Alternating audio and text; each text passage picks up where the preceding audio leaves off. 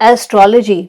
जो है वो एक मुस्तनद साइंस नहीं मानी जाती, हालांकि उसमें हर चीज बड़ी कंफर्म तरीके से बताई जाती कि भाई ये चार्ट है तो इस आपका जो स्टार है वो इस वक्त इस खाने में है तो ऐसा होगा वैसा होगा, यानी कि चीजें बड़ी इन अ साइंटिफिक मैनर प्रेजेंट की जाती है। दूसरी तरफ साइकोलॉजी है जिसको माना तो जाता है कि हाँ ये मुस्तनद है, लेकिन वो उतनी सॉलिड नहीं होती, यानी उसको आप खानों में बंद नहीं कर सकते। तो ये जो एक कहते हैं ना एक डिफरेंस है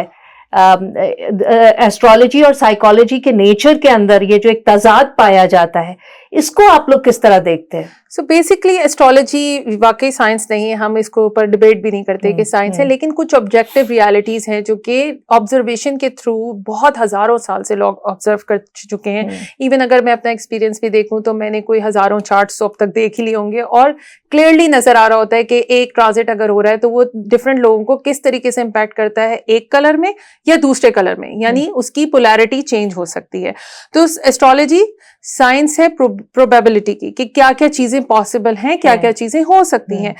साइकोलॉजी की तरफ आते हैं। साइकोलॉजी की तरफ अगर आप बात करें तो जो डिजीज हैं, अगर आप डीएसएम उठाएं या आप जो डिजीज हम लोग डायग्नोज भी कर रहे होते हैं, फॉर एग्जांपल बाइपोलर डिसऑर्डर है, बाइपोलर डिसऑर्डर, दो अगर बाइपोलर डिसऑर्डर्स हैं, एक को आप जो है मेडिसिन दें सेम और दूसरे को भी सेम मेडिसिन दें और उनकी कॉम्पोजिशन भी उनकी बॉडी के हिसाब से भी रखें, मगर आपको रिजल्ट सेम नहीं मिलते, क्योंकि ये इतना सिंपल है नहीं। ये क्या है, बड़ा कॉम्प्लिकेटेड चीज है और ये लेयर्स में काम कर रहा होता है। इवन साइकोलॉजी,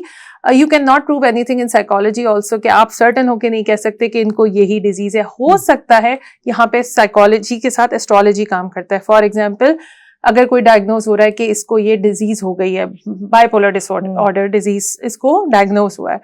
हो सकता है एक ट्रांजिट ऐसा चल रहा हो जहां पे उसका दिमाग तेज तेज चल रहा है या उसकी पर्सनैलिटी में शिफ्ट आ रहा है। सो दिस इज समथिंग जहां पे हम जो है इंटरवीन करके बताते हैं कि नहीं, ये टाइमली है और शायद 3 महीने में सिचुएशन बेहतर हो जाए। तो आपके पास सुमेरा जब कोई आता है